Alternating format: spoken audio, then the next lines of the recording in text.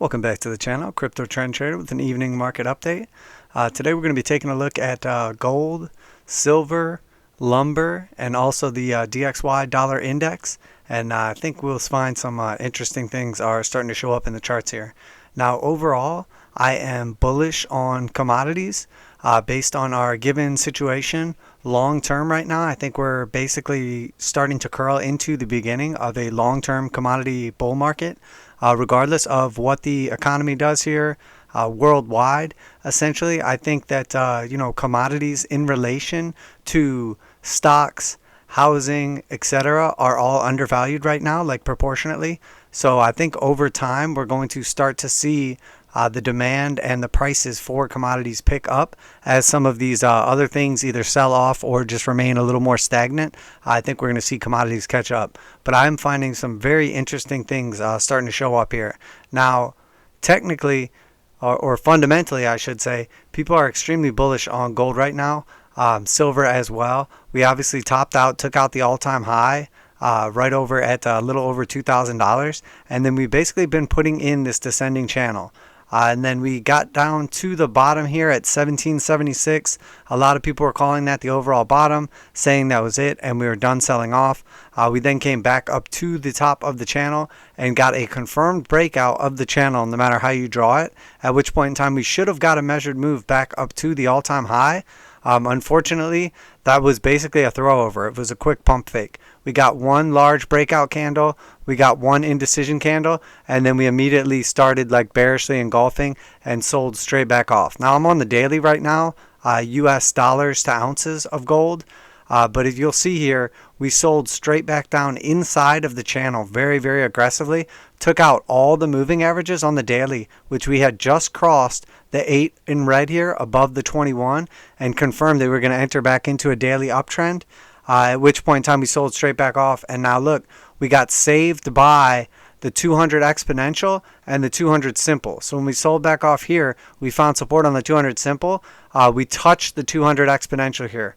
On our previous low, when we came back down after taking out the all-time high back here, we sold back down and went just below the 200s and then shot right back up and found support. Now if we zoom out just a little bit here, we will notice that essentially not only have we crossed that 8 and 21 to the downside, now it is possible this is just one more fake out, we save this and then we get the confirmed move to the upside. But there was a couple other things in the chart that were really making me think that there's an untold story here. Now one, people are all fundamentally, granted, metals maniacs or whatever you want to call them, gold bulls, silver bulls, all these guys are like always bullish on whatever their chosen asset is. Most of them, if you go back and look at their YouTube channels or their technical analysis or their fundamental analysis or whatever, they've been bullish on the same asset class for like 25 years or 10 years or 5 years or 3 years. And then like every time the cycle starts to go in their favor, they get a couple months or a couple years where they're actually right, in which case they say, I've been telling everybody for 25 years, da da da. Well, yeah, we get it. If you say enough things, like a clock is always right 2 times a day. So putting all that aside and taking a look at the actual charts here, you will see now on the weekly chart here, I'm going to get rid of the fibs for a second, and we bottomed out basically after our previous all-time high, which was just 1913, just under $2,000. Now that previous all-time high was back in 2011, so that was a 10-year basically from peak to current peak right now. That was a 10-year period. Now when we sold off in 2011 in September, we came all the way down and put in an all-time, well, not an all-time low, but a bear market low in 2015 December. So from 2011 to 2015, that was basically a 4-year sell-off or 4-year bear market. We found support on first the 377, then the 528, but we were closing below that on our weekly time frame. We then based out at the 528, based out at the 528, and then got above the 200s and then found support and then started moving up. And you'll notice on the weekly scale, there was a couple times where the 821 crossed to the upside, and then finally we got a confirmed cross to the upside. At one point in time on the weekly chart, did we sell back off and come down to the 50-55. Now when we did, we got an immediate violent move back up and then continuation to a new all-time high. This time when we sold back off and we started to get this cross down to the downside, we immediately got that violent move the first time when everyone was saying that we bottomed out, and we touched that 50-55 again. Now when we got this move here, we did not get that bullish engulfing candle. We did not take out the weekly candle that led up to it. We did save price action and get back above it, but we literally just consolidated on top of the 8 and 21, attempted the breakout, which was that breakout of the descending channel, and then when that failed, that turned into this big red candle with a wick at the top, which is basically, you know, a massive rejection. So we put in a high, we put in a low, we put in a lower high, we put in a lower low, we put in another lower high, okay, based on either wick or candle close. And now what I would expect to happen is for us to come down here and put in a lower low. Now, is that lower low just going to be at the 50-55 and the parabolic SAR right here at 1776? It's possible, but I see that much less likely, because the last time when we bounced this right here and we saved the 821 cross, when we did, we got that aggressive move off of it. This time when we saved it, we barely got back above it. And now if we cross this again, they're already ready to cross back to the downside. You could argue, you know, obviously this candle hasn't closed yet, but we've actually technically already crossed this to the downside. So at no point in time on this whole move up did we ever actually cross the 8 below the 21. We saved it here, we saved it here, we saved it here, and then finally here we saved it the first time. But this looks to me like we're going to get that confirmed cross. And typically when you get a confirmed cross of these two moving averages, you're going to sell off not to the one where you just previously barely found support off of it. You're going to test the next moving average in time. Now we could come down here to the 50-55, bounce that, come back up, retest the 821, get rejected at a lower price, and then sell off. But at this point in time, the target of 1700 gold looks extremely likely right now. Looks extremely likely. As a matter of fact, you could argue that if we do get this cross to the downside, that we're looking at much lower prices. 1700 looks good. It looks probable. You know, fundamentals are strong with all the currency printing, etc. But I'm not talking about fundamentals. I'm talking about what the chart is talking about. I'm talking about technicals right now. And technically, gold looks like it's headed down probably, you know, in the next few months to whatever, maybe even years, you know, that 1500 range. 1550, potentially down here to like 1400, or, you know, as a super aggressive target, we could base back off this 528, and still that would essentially be us retesting our breakout, which was that 1300 when I called that we were like bullish on gold, like long term now. Now, granted, that breakout at 1300, 1350, when I called that out, that was back in June of 2019. So, you know, from the time this plays out, we look at almost a 2-year run up here, you know, from, well, closer to probably a year and a half run up here. So do I think that this entire bull run is over? No, but I think that we're looking at a very aggressive correction in the very near future on gold. So I'm going to go ahead and turn off these moving averages for a moment, and then I'm going to switch over to some Fibonacci's here. Okay, so depending on how we look at this, there's a bunch of different ways we could take into account. Starting first with our green Fibonacci here, which was from that low at 1042 to the high here at 1367, the area that was, you know, basically a bottom to top, and then we got a higher low, and then we got, you know, same top, a higher low, same top, and then we sold back off. But macro, we had really a low, a higher low, a higher low, and then when we retested back here and finally broke through it, we broke through this ceiling right here. That was essentially us having an ascending triangle. We had a flat top right here that we were trying to break through. We were trying to eat these orders away so that we could break to the upside, and then we had a series of higher lows, a low, a higher low, a higher low, a breakout. From that breakout now, the initial point here, the bottom at 1036 or whatever, to the top at 1360 whatever, when we sold back off from low to high there, we came down just below the 618 in green right here. And then the second time when we touched it again, we came down to the 618 and wicked to it, and then went straight up. And then from there we came down to the 236, and then we broke out. So that was a 618 retracement. All right. And then the second retracement touch was a higher low, which made us believe that we were going to higher prices and that we were likely to break out through that ceiling, which obviously played out perfectly. So then from that next low here, if we take our Fibonacci from and now this is the blue one here. If we take that from the low at 1127, the initial retrace that took us down just below the 618, and then we fib from that point up to the top where we just made it to at basically 2100. So if we go from that low down there all the way up to 2100, you'll see that when we topped out, we came back down and we found support at the blue 236, at which point in time we bounced up and we put in a high, a lower high, and then this will be a lower high again when we broke back inside that channel. And you'll notice here when we look at this channel now, depending on what time frame you had it in at, when you look at it on the weekly, it's very clear that that was a rejected breakout, and all we ever got was a wick out of it and then got completely rejected back inside the channel. Does that mean that we cannot continue to the upside? No. But does it mean there's a high probability, or possibility at least, that after coming down to the 236 and failing to break out, that we are headed lower? Yes, it seems extremely high likelihood to me that we are headed down at least to this 382. Now the 382 of that move in blue, assuming that this was our initial wave right here, this was our second wave in blue right here, that's going to take us down to the 382 at 1652.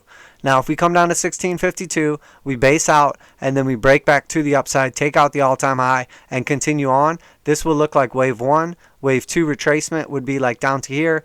Wave 3 would be up to here. Wave 4 would be the 382 retracement right here, and continuation to the upside.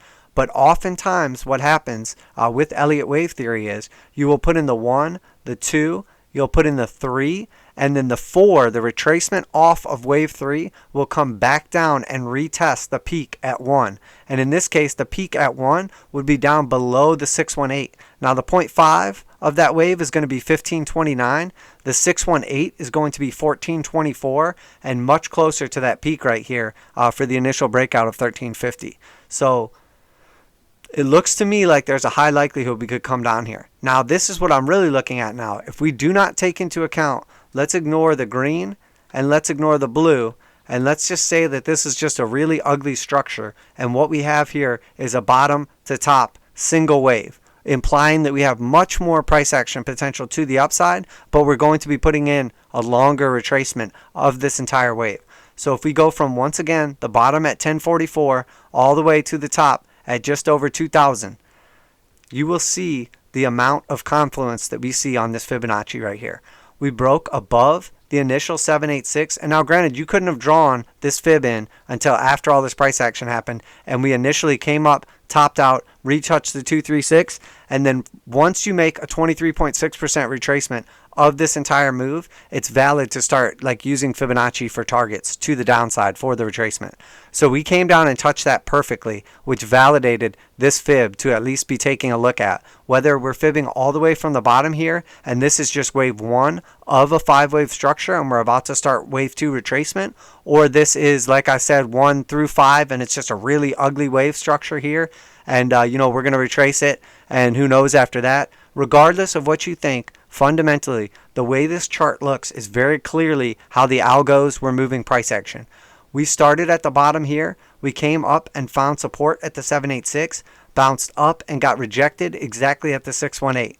Came back down to the 886, found support, moved straight back up, support multiple times right here at the 786, broke back up to the 618. Sold back off, did not make it back down, came back up, resistance, resistance, failed to break in through this resistance point right here, which was that 1360 top that had been holding the bear market down forever. When we sold off from there, where did we find? First, we broke through it and found resistance, immediately broke above it and found support right back at the 786. From the 786, we retested one more time to the 618, put in a bullish move back up, and then we finally broke through it. And as soon as we did, we didn't look back. We did not even get a retest of the breakout, at which point in time, we put in a series of ascending triangles in here, broke through the 0.5, came back down, support, support, support, broke through it, resistance, resistance, resistance, broke back up exactly to the 382,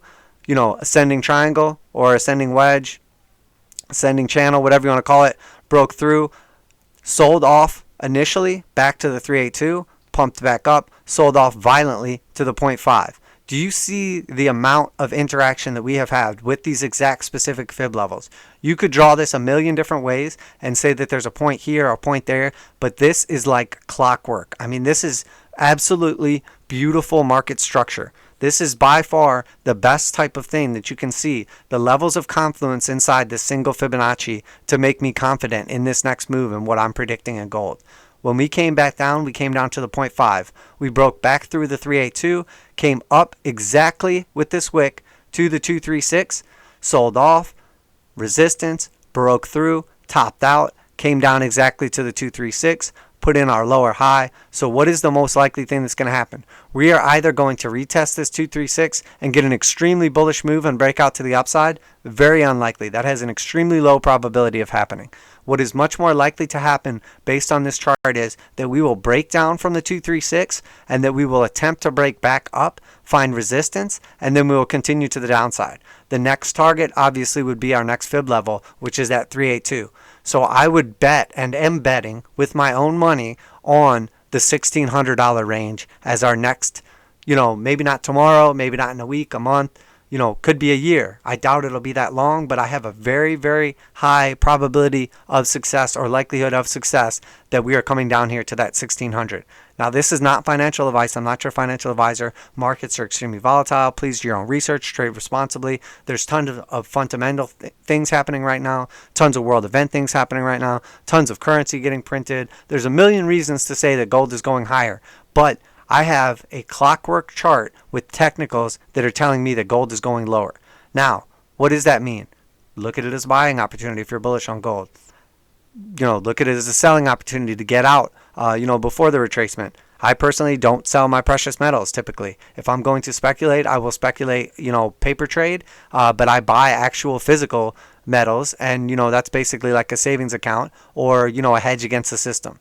Whatever you choose to do is absolutely fine, but based on these technicals right here, my next target with great confidence on gold is $1,600. I hear a ton of people saying I bought the bottom right here and gold's going higher.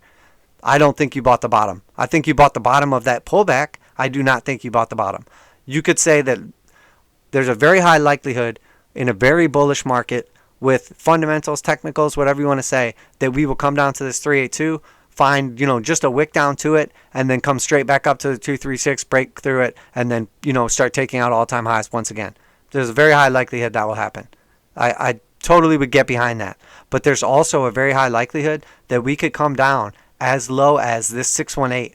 And that 618, the 0.5 is obviously a very high likelihood as well. That's where the blue box is right here at 1483, 1475. But in a more bearish, bullish situation, you would get the breakout of a long time resistance line like this. You would get a new all-time high, and then you would come back and retrace all the way back down and find support at that breakout. That would be a SR flip. That would be our 1, our 2, our 3, our 4, and then move to the upside, whatever you want to say it. I don't think we're going to make it back down to the 618. I don't think we're going to get back down to 1360. Could we get down there on a wick, on an aggressive sell-off if there's a crazy market crash or something? Yes, we definitely could. But I will be personally purchasing gold at 1475 and 1600 ranges. Based on these technicals, based on this weekly chart, we are, below the slope line. We have flipped the slope line over red. We came down, the Stoch bottomed out. Stoch slope bottomed out at a key support level in the 20 zone. We bounced back up to the 40. So the very high likelihood that we would find resistance here, tag the RSI and the EMA of the RSI, and then sell back off to the downside. Find one more push down to the downside, potentially put in like bullish divergence. If we got a lower price down here all the way to the 1600 range, but a, higher low on the indicator, definitely could look for potential to swoop back up right off that 1600 range right here. We'll have to play that by ear and see what happens. But there is a very high likelihood that I think, in my opinion, based on technical analysis, that we are going much lower on gold. Let's flip this back over here and turn on our moving averages now and turn off the Fibonacci and look at this one more time. That's going to line up back here. Matter of fact, you know what? I'm going to turn this back on. So we'll look at both at the same time. The Fibonacci, first Fibonacci that we were looking at, the 236, lined up perfectly with the 50-55. If we sell back off from that, we could definitely find support at the bottom of the channel and the 89 EMA right here at 1700. Retest then after that, the 1771, and then get a sell-off. In time, this 200 exponential will continue floating up as long as we're above that price action, and then that would be a perfect place for us to bottom. Right at the 382, right off of the weekly 200 exponential moving average.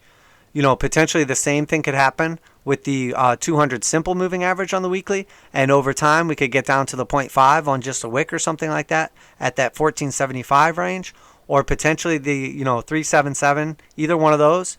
Or, finally, again, if we had a massively aggressive, very, very unlikely sell-off, could potentially get down to the 618.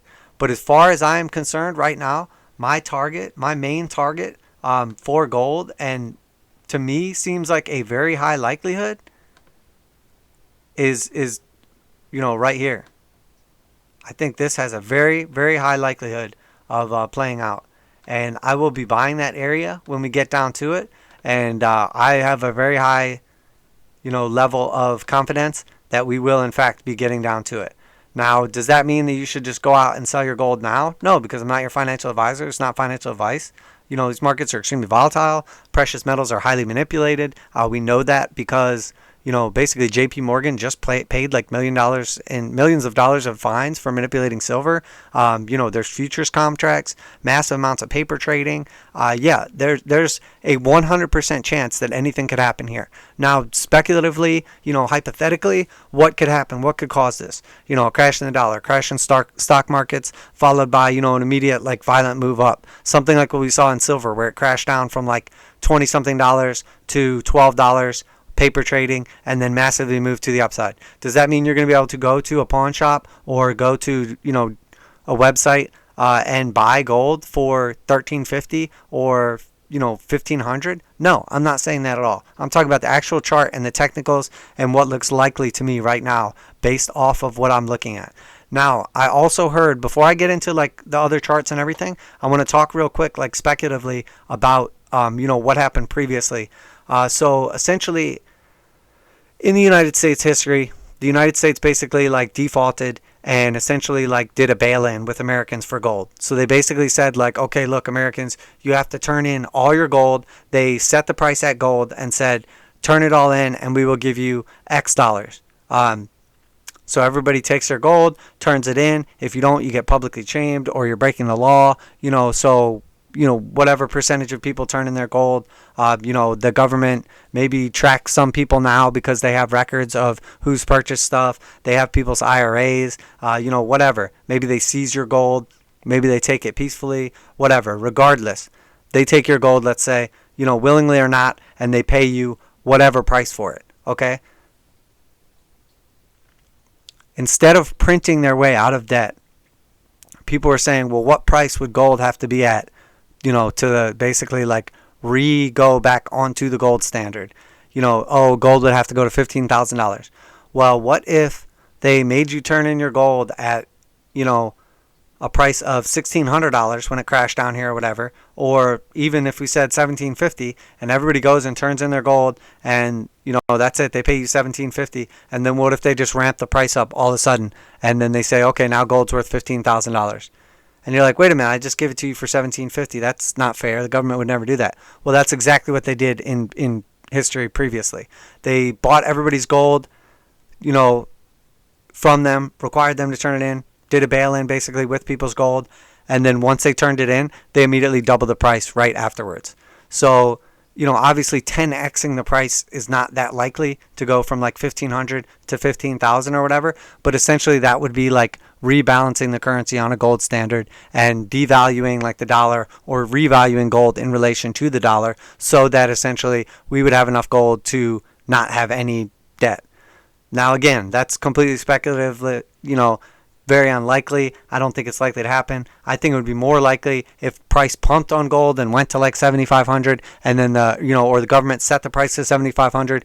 they incentivize you to go sell them your gold. So you say, whoa, 7,500, that's great. That's, 3x what gold's all-time high was. So everybody goes and turns in their gold for 7,500, and then afterwards they just jack the price up and say, okay, now it's worth 15,000. So you can look at that as devaluing the currency. You can look at it as revaluing gold, whatever. That's way more likely to me. But based on technicals, those are the areas I'm looking at down here, and I'm looking at lower gold prices.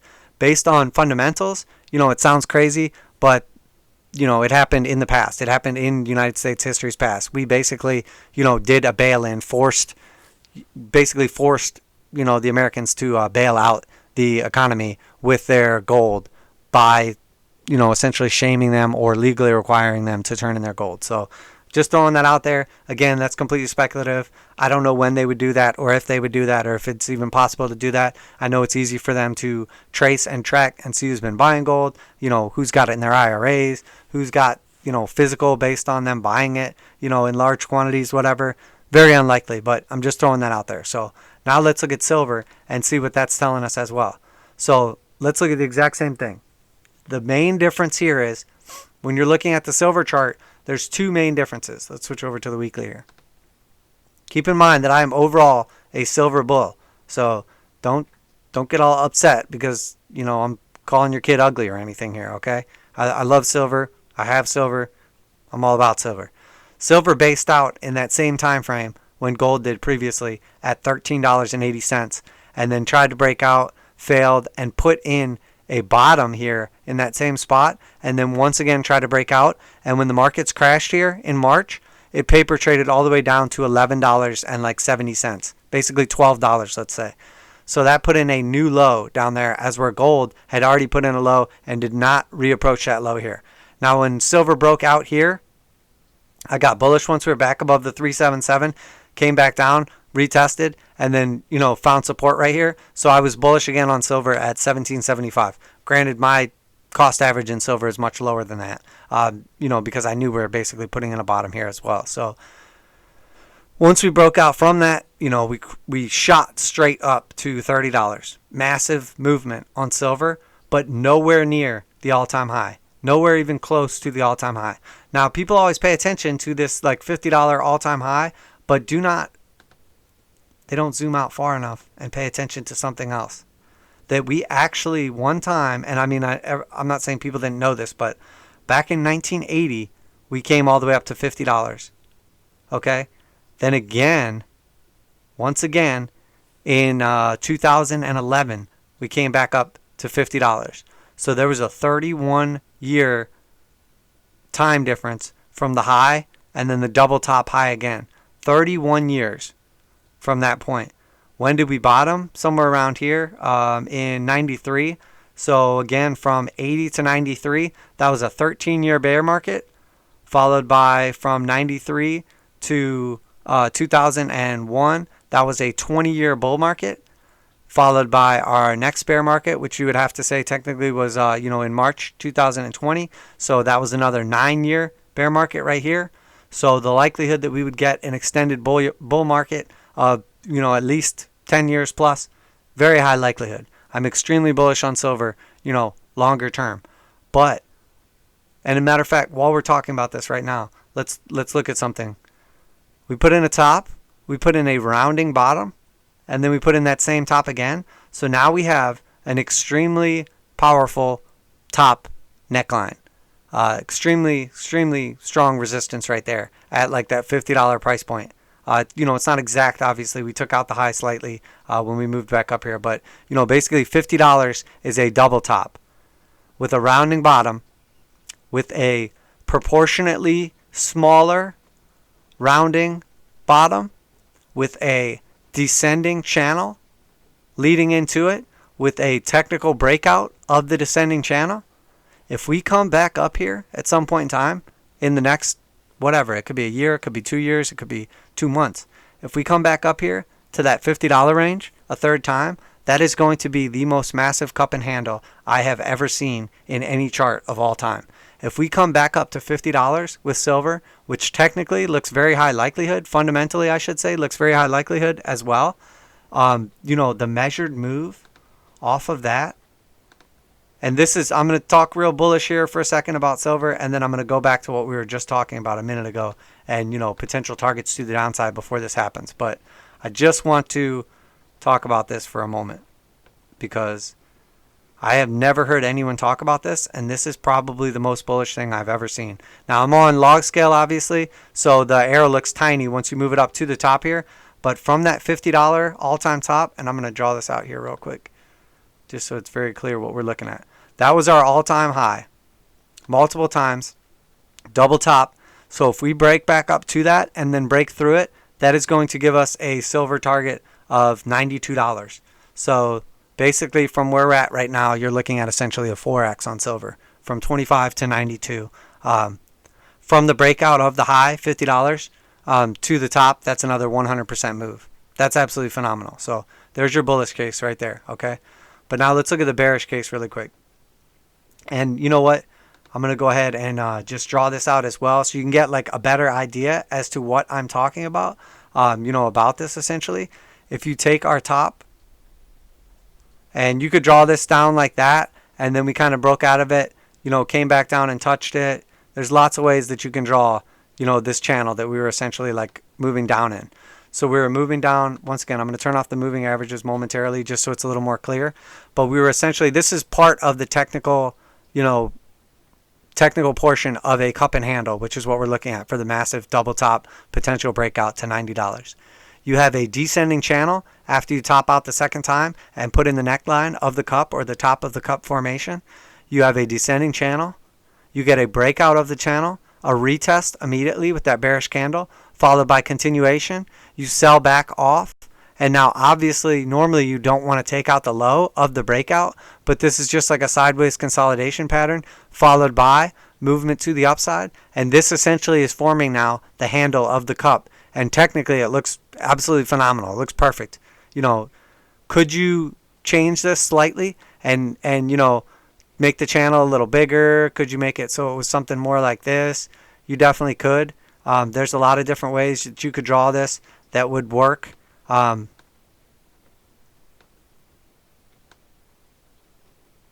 don't like to redraw stuff, after the fact or whatever, but could you draw it something more like this and say that it remained inside this channel longer and then came back down and then this was the retest of the breakout? You 100% could. You could definitely say that this was our channel. We were inside it. We got less valid touch points and then retested the center line basically, broke out, and then retested the top of the channel as support, and that was our crash in March, and then we got that bullish move to the upside. You definitely could. Either way, was perfectly acceptable to me. Either way results in the same situation where we essentially at some point in time make our way back up here, and then we're at $92 before long on silver. So now, putting that aside and the long-term bullish case on silver, let's go back to our shorter term case and let's look at the weekly again and let's look at a little bit more of a, bearish situation. Now look, silver has been overall more bullish than gold since its bottom right here. It did not ever even come close to crossing that weekly over, and it is still above the 8 on the weekly, and it bounced off of the 21. Although it got below it at one point in time, it essentially looked like it was putting in a descending triangle. It had a flat bottom right here, it had a slope top coming down, and then it had a confirmed breakout and then consolidation, sold up and looked like it was going to retest its all-time high, its recent high at $30, but then again when gold sold off it failed. So technically, shorter term, this looks more bullish than gold. Longer term, it looks more bearish than gold because it didn't even retest the all-time high, which would have been getting up to $50 on this recent bull run. But that essentially would have looked like a triple top as opposed to, a cup and handle like it looks like now. This structurally looks absolutely beautiful. Now, the bearish portion. Let's go back down to the, did not mean to go to the 4 hour. Let's go down to the daily now. This is what's happening on gold right now. Same thing on silver. The 8 and the 21 are getting ready to cross over to the downside. A bearish cross of the bearish cross of the 8 and 21 moving averages. Gold has that on the weekly as well. Silver does not currently, but if it sells off violently, it will. So same thing happened here. We were essentially putting in this slope top. Although it looked like a bearish pattern because we had this flat bottom right here, it looked like we were eating through those buy orders again, and then we're going to break back to the downside the same way that we did back here when we had essentially that long flat bottom and then broke back to the downside. When gold did not put in a lower low, silver looked like it was going ready to break that to the downside here again. It did not. When gold broke out, it broke out as well, got the measured, well, part of the measured move to the upside, but again fell short. But technically, you know, moves more volatile, obviously, so it got a larger move to the upside. But when it sold back off, it came straight back down and found support on this 50-55 right here, and it looks very bearish, like it's getting ready to cross to the downside. Could we save this and pump back above? As soon as we get above 25.75, you know, it looks way better. It looks potential to, you know, essentially have like a big green candle come in like this and then continuation to the upside. And, you know, I was wrong to look at this bearishly. But what does it look like is about to happen? The Stoch slope is curled to the downside. We could find temporary support right here and bounce it back up. But, you know, we could sell through this just as easily. Same thing with the histograms on the TJD TDMACD. You know, multiple histograms in a row. We broke down below the blue slope line. So the next thing that happens is we attempt to retest back up to it. And then if we stay below it long enough, we're going to cross this back over red and continuation to the downside. At which point in time, I would expect some kind of retest of the breakout, you know, and hopefully a move to the upside. But more realistically, a move back down to this flat bottom support and once again retouch that, you know, 2267 range. That would line up with our daily 200 exponential moving average, or depending how long it took to get there, our 200 simple moving average. But if we look at the Fibonacci again, and we look at the Fibonacci from the all-time low, or the bear market low, down here from that March sell-off, that was 1162, back up to the high, $30 right here. You'll notice that that 236 is just above the area we were paying attention to. It's just above that flat bottom support. You know, if we break down from that 236, that's going to take us down to that $20.88 range. If we break down from that to the 0.5, we're looking at 1873, and that 1873 is going to be a very technical lineup with our breakout target of that area that we were finding so much resistance on, finally broke through and then got our parabolic move. Now, once again, this chart is not as clean as the gold chart is. That gold chart is absolutely phenomenal, but part of that is the market cap and the, you know, less volatility of gold in comparison to silver that's going to give you that. So you'll notice here, once again, we have the same thing. Interactions with these fibs. Again, they're not as clean, but we're finding support and resistance. We're breaking through, retesting support, breaking through, resistance, you know, attempting to fall back through, finding support, break to the upside, come back down, technically right back down to the 236, confirming that this is a Fibonacci top and that we could, you know, at least temporarily start looking at Fibonacci like retracements.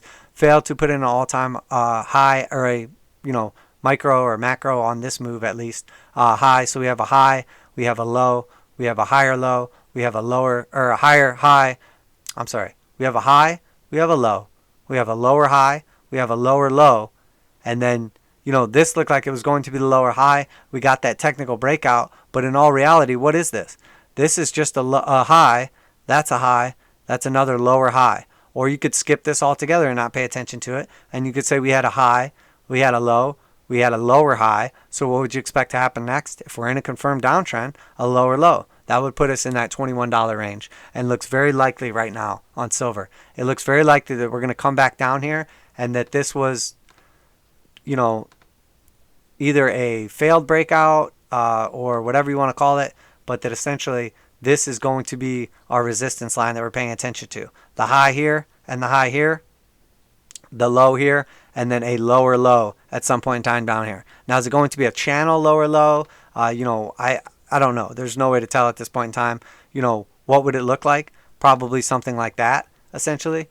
You know, more of a slow and steady kind of sell-off down here, which would put our 382 range, you know, somewhere out in like April of 2021. So April this year. So it could take quite a while. It could bounce here, come back up. It could come back down. It could break down. But that's what it looks like to me. That looks very likely to me.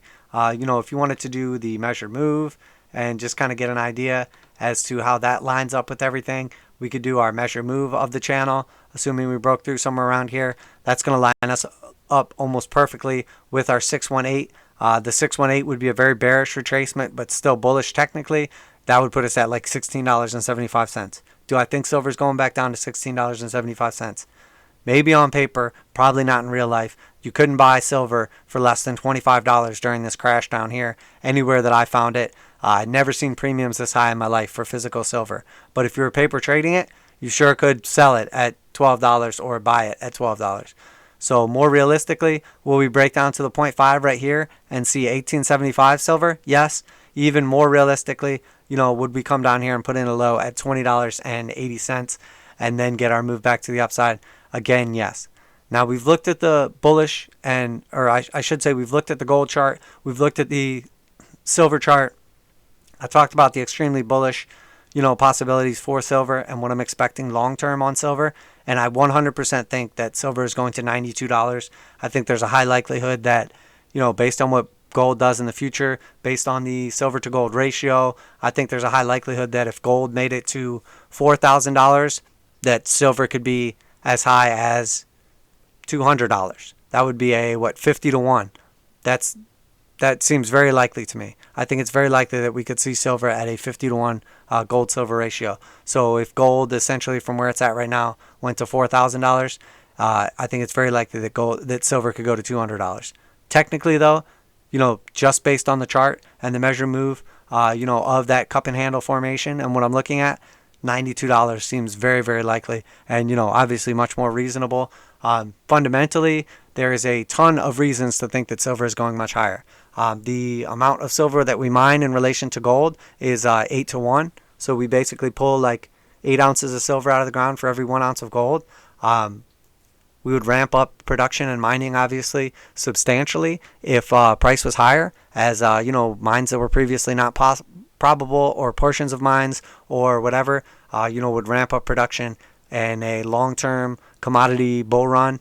If silver was at $50, we would see a heck of a lot more silver being pulled out of the ground, especially with some of the drawbacks this year. Certain silver mines were unable to operate.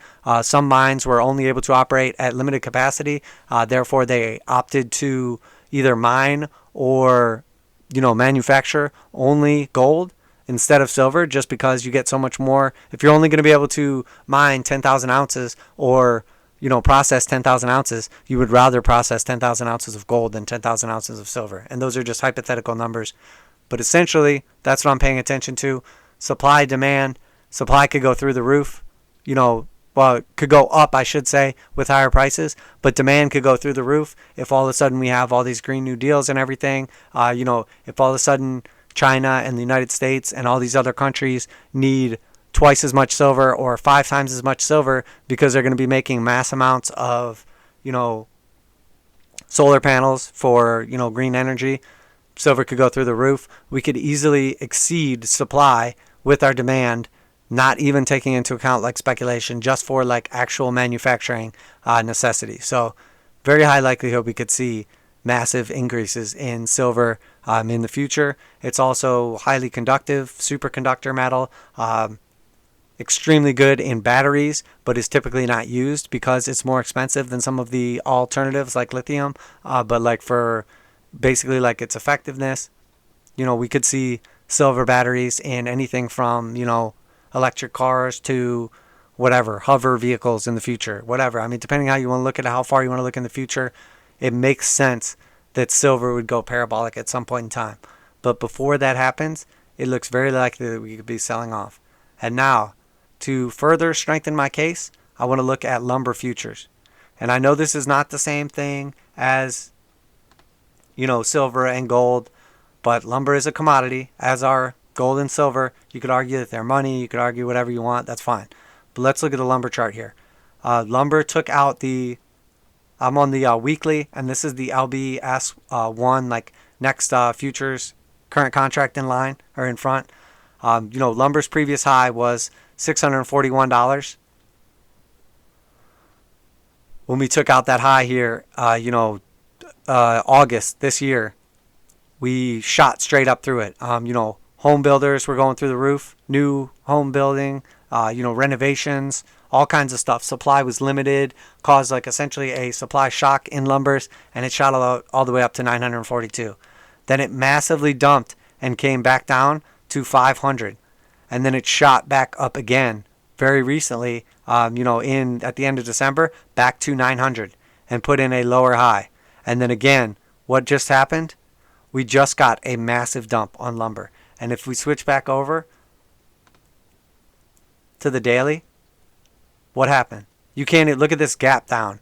We basically sold down through the 821, put in a lower high. So we had a high, a low off of the 200 exponential and simple moving averages on the daily. Put in a lower high right here. Sold off in 3 consecutive candles. Basically a, bearish pattern, 3 candle pattern under the 21 moving average. Looked like we were about to get the 821 cross potentially. And then we gapped down.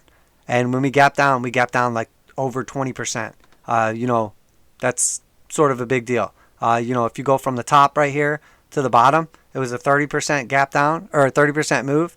If you go from the bottom of that wick to the bottom of this wick, you're looking at a 22% move. That's a massive move. Why did that happen? Same exact thing happened right here. It looked like we were going to continue breaking to the upside, and then we massively just gapped down. I don't know. You could say it was limited supply and increased demand, and then all of a sudden it went away because of whatever reasoning. We opened back up. All of a sudden a bunch of supply came back on the market. People didn't want to take delivery on actual lumber. That was September at the end of the year last year when this happened. So there's a ton of reasons. We're getting ready to go back on lockdowns. You could say a million different things. Like, we're about to have an outbreak again. Whatever. Regardless of the reasoning behind it, the technicals are very similar here. High, low, lower high, breakdown massively again. So what is likely to happen right here? There's a very high likelihood that we're going to come down here and put in a lower low. High, low, lower high, lower low. Do I think that's going to happen? No, I don't. I think that we're probably going to put in a higher low. But technically it looks like it could definitely happen. We could also see a similar move like this on gold and silver. And I was looking at this already, expecting this to break down slightly before gold and silver. I was not expecting that. Although when I look back at this, it looked like a possibility, but you never expect something like this until it happens. The same way that I would not expect something like that to happen in gold or silver until it happened. And just caught my attention. So, and again, if we flip over to a little longer of a time frame, go back to the weekly, we'll notice that we were extremely far away from the 8, came down to the 21, temporary support, found support on the 55 exponential. We're almost back down to the 55 exponential again. Could we find support at 576 and then move back to the upside, put in another lower high, continue down, put in another higher high, continue up? Yes, either one of those is a high likelihood. Could we sell down to the next relevant moving average, the 89 at 519, and then put in a slightly higher low right here and then continue up, but retest a lower moving average? Yes, again. So I'm paying attention to both those things. Both of them seem like a likely or a possibility. Let's look at our actual fib retracement, though, and take a look at this. Because, again, this is important. First sell-off, 236, shot straight through it, came all the way down exactly to the 0.5. Came back up, failed to put in a higher high, sold down to the 236, likely to push back up, find resistance at the 21 EMA, find resistance at the 236 Fibonacci, and then continue to sell off when we fail to break back above it. Again, we don't have to fail to break back above it. It's not financial advice. I'm not your financial advisor. Markets are extremely volatile. Do your own research, trade responsibly, but pay attention to this. Because if we get rejected right here, our next target is going to be that 382, which is in line with the 55, which is, again, 571. 0.5 would be a double bottom right here, retest of 484. The 618, that would also line up with, a potential retest of our previous resistance, that we broke down from and then finally broke through. 0.5 was at 489. Could we come all the way down to the 618, to the 377 and the 528 moving averages at the 618 fib level? Yes, we could come down to $418. Do I think it's likely? No, I do not. I don't think it's likely. Is it possible? Yes. I don't think fundamentally it's very likely. Technically, I think it's much more technical with this aggressive of a sell-off that we would either put in a higher low right here at the 382 and then continue to the upside, or we would put in a double bottom at the 0.5 and continue to the upside. Again, long term, I'm extremely bullish on commodities. I'm extremely bullish on lumber, gold, silver, rice, soybeans, copper, all these things, aluminum. I mean, all these things, sugar. They've been in long-term bear markets and are just now starting to break out. the typical commodity bull market lasts, 5, 10, 15 years. They're not short because it takes a long time to ramp up production. It takes a long time to, get government permits to start mining or manufacturing these goods. So for most of these bull markets, it takes 5 years just to get going. And then by the time they get going, there's a couple years of euphoria. And then after a couple years of euphoria, they start to kind of top out, and there's an oversupply that ends up like stored in warehouses. Not as much for like sugar and soybeans and stuff like that, or lumber, but more for, solid goods like, whatever, metals, etc., where there's like less volatility in the actual asset over time. So something to pay attention to, potentially, that could happen. Again, I'm not guaranteeing any of this stuff happens, but lumber is essentially topping out at a lower high, massive sell-off. This is going to flip back over and start moving back to the downside. And, it's very likely that we're coming back down to $565 or $500. If you just built a home, paid for a home, bought a bunch of lumber up in this area, that sucks. Because it just literally, price went down 50%. $942 to $500. This was the best time in recent history probably that you could build a house or here, but who was paying attention to that? Who was expecting that? No one. Could you even get supply?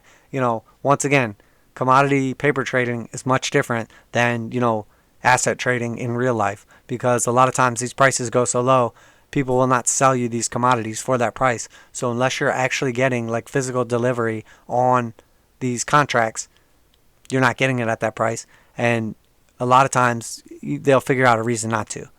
It's same with oil when it went negative. Like, somebody basically was willing to pay to not have to take that oil because they had nowhere to put it.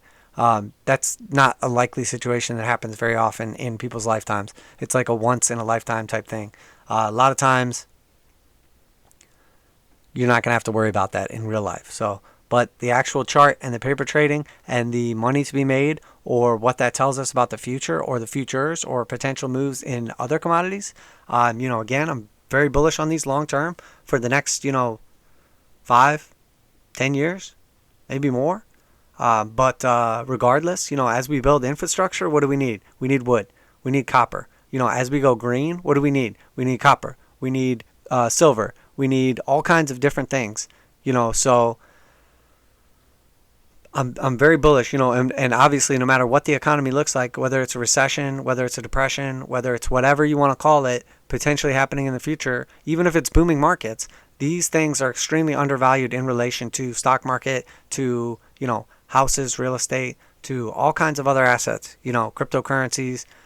So what's the most likely thing to happen is, you buy the thing that nobody's looking at, and then it catches up to everything else eventually. And, what's the one thing that never goes away and can't go to zero, with the exception of random oil that goes negative? Food, lumber, gold. People need this stuff. Silver, copper. These things are needed to either feed people, soybeans, or wheat. So it's very likely that no matter what happens with the economy, which you could argue regardless of what's happening right now in the world, that we are going to go into we're gonna be in a bear market, obviously, another recession, because it's just multiple quarters of declining growth. We're in a basically like deflationary period. If you look at GDP of any country right now, it's deflationary. It's lower than it was previously. We had high GDP. Now we have lower GDP. And if we do that for enough quarters in a row, we have deflationary period, which, if you shut down a bunch of plants and people can't work as efficiently or effectively, and you haven't created machines to do their jobs for them that don't have to worry about getting sick, then you're going to have deflationary, GDP. Can you change, and can the market shift, and can you bounce back in a hurry? Sure you can. Can you get stuck in a deflationary period and, a recession turns into a depression? You definitely can. Is that very likely to happen at this point in time? Yes. I think that economically we are likely to enter a depression, or at least a double dip recession, not only in the United States, but worldwide. So last thing I want to look at today, the DXY, dollar index. Taking a look at the dollar index, you can see, this is our daily. We had a previous time here not too long ago, basically where We got the 821 cross to the upside, failed to hold it, cross to the upside, failed to hold it. Both times we got rejected by our 89 moving average. Here we are about to get that cross back to the upside again. Typically, this will act inversely. The strength of the dollar will act inversely to gold and silver as people like hedge away from, commodities, stock market, whatever. They hedge away from these assets into dollars. And, whether one causes the downturn or the other causes the downturn, whether one causes, the upturn or the other, whatever. When people leave those assets, they leave it into dollars typically. They look for that, liquidity so that they have dry powder in the tank. Could this come back up here and just get rejected on the 50, 55 or the 89? Could it shoot back up all of a sudden to like 92 and get rejected? Sure. Could it come up here to the 200 exponential, retest, get rejected? Sure. That's all the way up at 93.68. Could we retest that massive, resistance one more time? And the 377.528 200 simple moving average? Sure. That's 95%. This DXY is essentially the US dollar against a basket of other currencies. So you're looking at like, Canadian dollar, British pound, euro, the Swissy, the yen, I think I missed one in there. What else did I miss? The franc. I don't know. Regardless, it's against a basket of other currencies. So, that's what we're paying attention to. Could this be the bottom? Yes, there's definitely potential there. Is it the bottom? It's way too early to tell. Could we potentially be getting bearish divergence because that was a massive low here, but on price action, it's a higher low. So that's a low. That's a much lower low. That's a low. That's a much higher low. Is that bullish divergence likely to get a pop back to the upside? Sure, definitely, 100%. Does it have to happen? No. But it's definitely worth paying attention to. That's all I'm saying right now. It's definitely worth paying attention to. There's a channel basically that's been forming something like this. We were basically oscillating inside this channel, came down to the bottom, back to the top, came down to the midline. When you're in a descending channel like this, typically before you break out, you will touch the bottom, touch the top, come back to the heart line, and then touch the top, consolidate, and then break through it. If we do break through it, measured move wise, what are we going to get here? And again, this is all hypothetical. This could easily fail, does not have to happen, etc. But just paying attention to some potential possibilities and what it would look like. Our retest back up here would be essentially, the measure move would be 96. Could it fall just slightly short and find resistance here on this green resistance line at 95? For sure it could. Or the 200, or fails to break out and continues lower, puts in more divergence. It definitely could.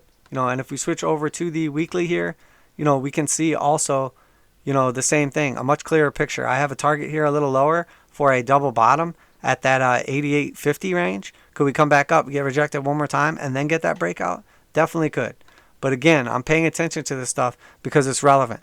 Now, there's one more thing I want to pay attention to here as well that I haven't heard anybody talk about that to me is very important, slightly important, worth paying attention to at least.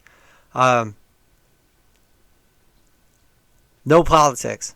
I'm just talking about regardless of monetary policy, regardless of Democrat, Republican, who's the president, whether you like the president or not, who was the president, who is the president, etc., whatever. Okay, look, this is 2020 right here.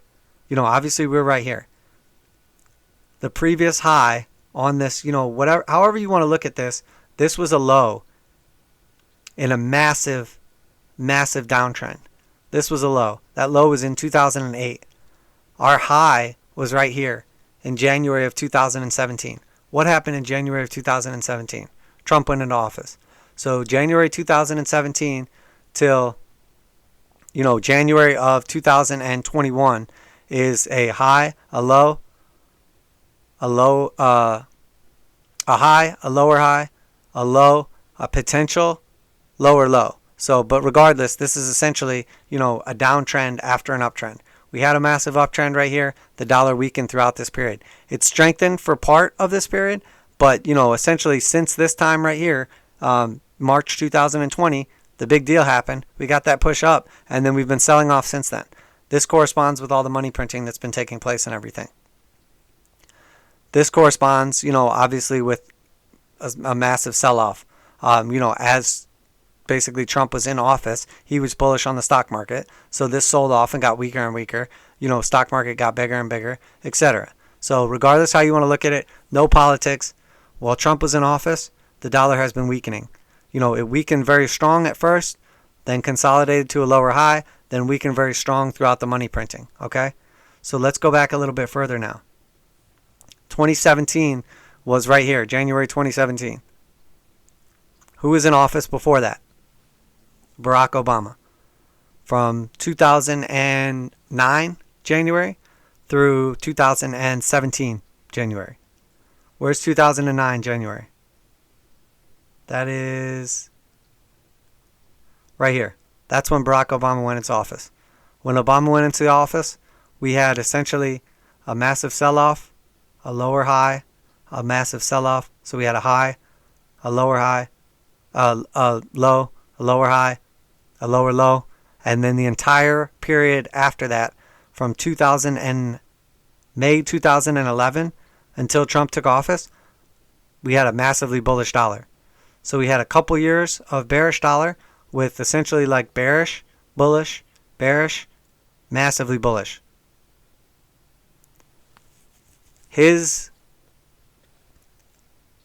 vice president was Joe Biden. Joe Biden is old school. Joe Biden is about to be the president in the United States with a 99.9% likelihood. Again, no politics. So, looking at this, what does this tell me? There is a high likelihood that the dollar is going to be strengthening over the next few years. Could we see a situation like this where Joe Biden takes office and continues to print massive amounts of money and we sell off? Yes. But the entire time before that, before Barack Obama even took office, we had put in a macro low, and then we put in a higher low, a higher low, a higher low, and once again, we still have a higher low through Trump's presidency. And we have a high. That would be a part of this move right here. So we have a low, a high, a lower low, a higher low.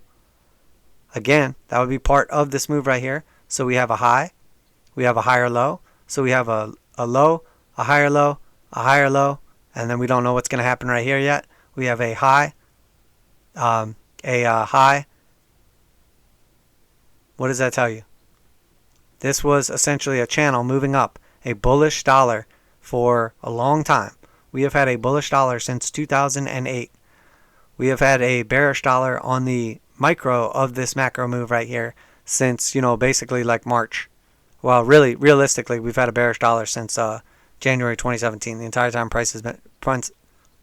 Trump has been in presidency, which makes sense because he's bullish on the stock market. Stock market's going up. People aren't just going to hold dollars when they can make gains in the stock market.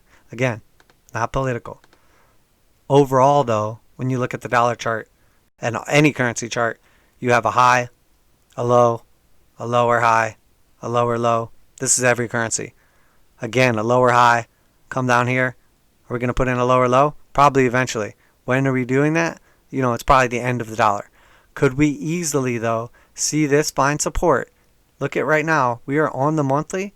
Since 2003, we were below the 200 simple and exponential moving averages. Since 2003 on the monthly.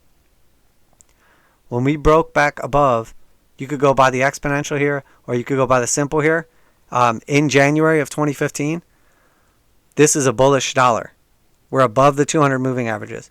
If you want to be even more conservative, you can wait until the exponential and the simple moving average are curved to the upside. On the monthly chart, that never happened. It doesn't even populate far enough back for the monthly 200 exponential or silver or simple moving average to have ever had an upward slope. Right here in 2014 was the first time we were ever above it and had a positive slope on the 200 exponential moving average. That's a bullish dollar right there, 2014.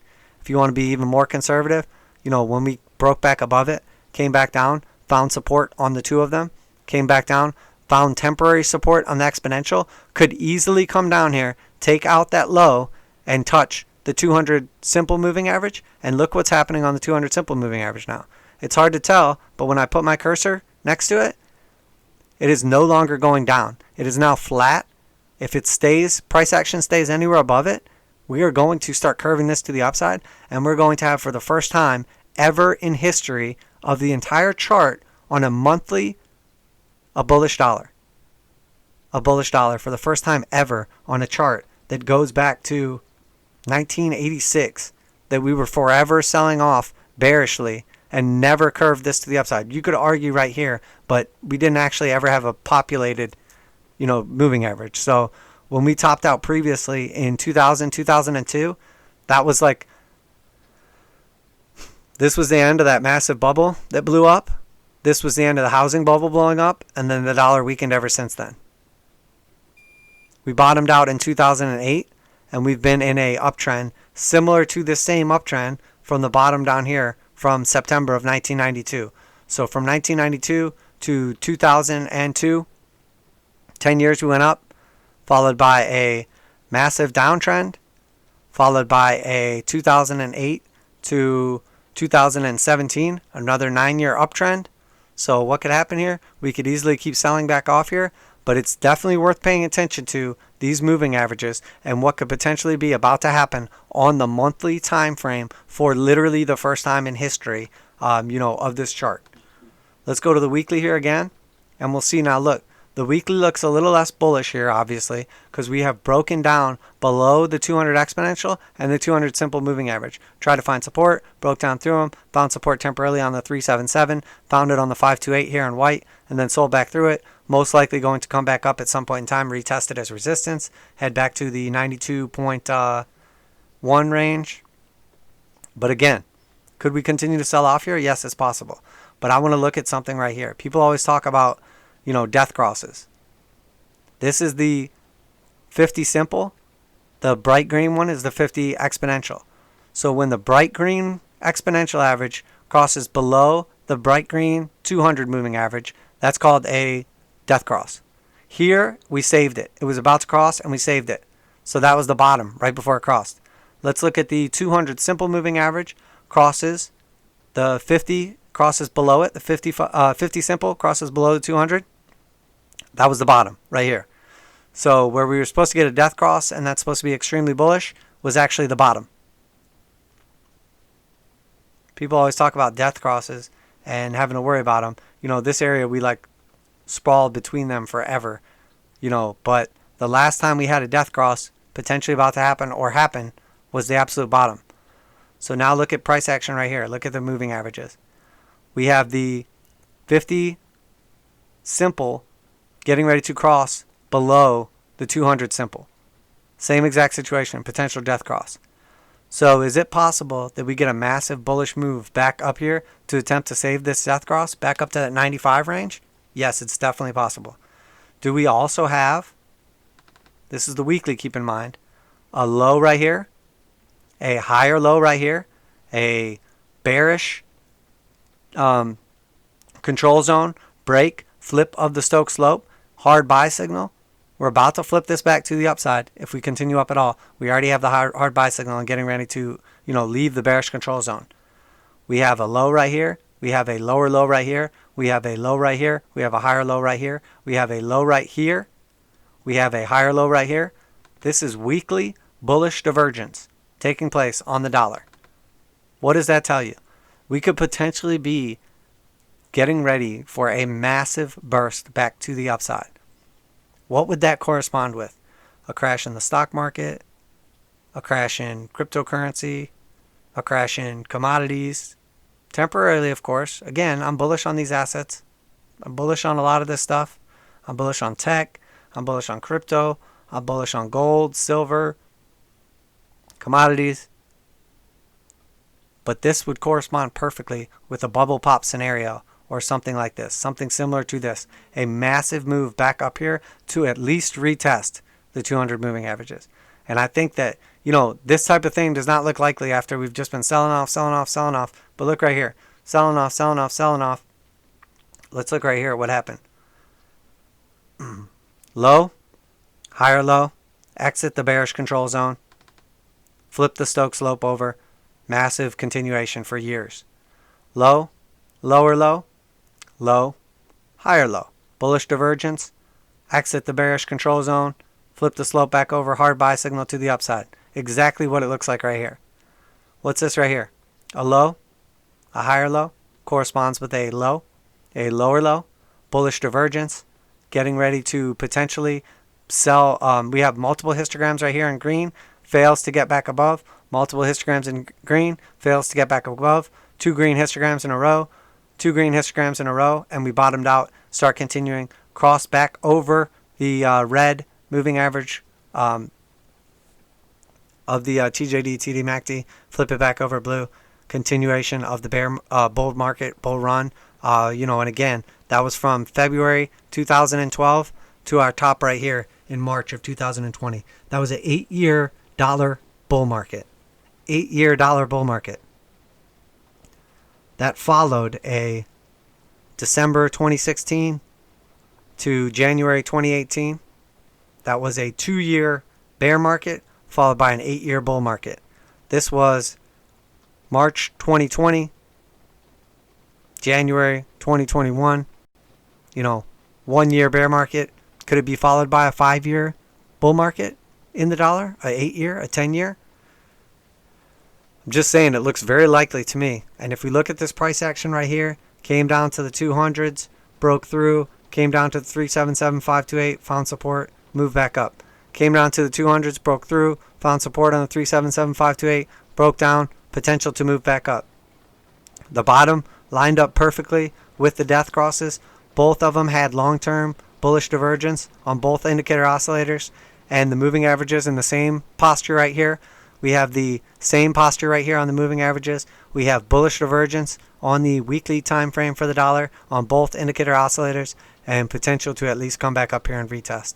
We have also, Biden coming into office. Everybody is so sure he's going to print all this money and we're going to destroy the economy even further, and more trillions are going to get pumped out and everybody's going to get free money and it's socialism for everybody. What if that's not going to happen? What if Biden is a conservative and decides not to do all that stuff that everybody is so sure that they're about to do? What if the stock market crashes? What if cryptocurrency crashes? What if the dollar strengthens? What if? That's not financial advice. I'm not your financial advisor. These markets are extremely volatile. Please do your own research. Trade responsibly. I'm just throwing out a couple things that I have seen on extremely long-term charts with extremely high likelihood of long-term patterns playing out that look very, very obvious to me that I'm not hearing anyone else talk about. So there you have it. Just wanted to throw these situations out there. I'm not a contrarian. I'm not always trying to do what the opposite of what everyone else is doing. But typically, if everybody is looking to the left, there's probably something going on the right. Typically, if everybody's looking up, we're probably going down. It just, everybody can't be on the right side of the same trade for too long. Eventually, it makes more sense to flip the trade in the opposite direction because there's easy money to be made by doing so. People are extremely levered. Markets are extremely overly bullish and overly inflated, and there are bubbles all around. And if you look at real life and you compare it to charts and look at how many people are trading on fundamentals right now, how many people are, the economy and the stock market don't have to be in line, but they don't normally diverge this much. Everybody is so sure that there's about to be all this more flood of money. China just stopped. They had a massive amount of defaults in their bond market. There is some serious potential that this is our reversal point in the very, very near future. So I'm not trying to call out, that this is the absolute bottom and that's it, or the absolute top in markets, that's it. But go back and remember who was talking about the recession, depression, 50% pullback in the stock market in December. I started this channel August, not this past August, but the year before that. And one of the first videos I ever put out was calling out, predicting, explaining the exact top target pullback bear market of the stock market. I picked out the bottom on cryptocurrency, picked out the bottom on silver, told everybody when to buy silver, told everybody when to buy gold, told everybody when to accumulate Ethereum, $80-something, Bitcoin, $3,000, $4,000. I'm seeing a big picture view here that there is some serious potential for a lot of this stuff to happen right here. So I'm not saying it's going to happen 100%, but it's worth paying attention to. So I called out the exact target for the S&P, for the Dow Jones, for all that stuff. 50% retracement. Yeah, that's easy to say. Charles Dow theory. Of course, it pulled back 50% and then shot back up. Whatever. Did I think it was going to be as bullish as it was? No. Did I call out Tesla and tell everybody to get Tesla at $80, $130, $300?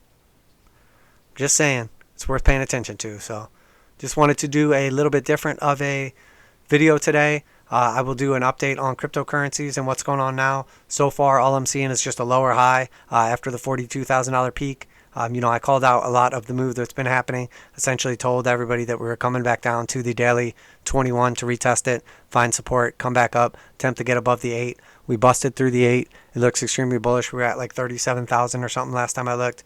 But does it look like we're just going to put in another lower high and then sell back off? Yes, possibly, for sure. So I'll take a deep dive and take a look at some of these cryptocurrencies and everything for you guys.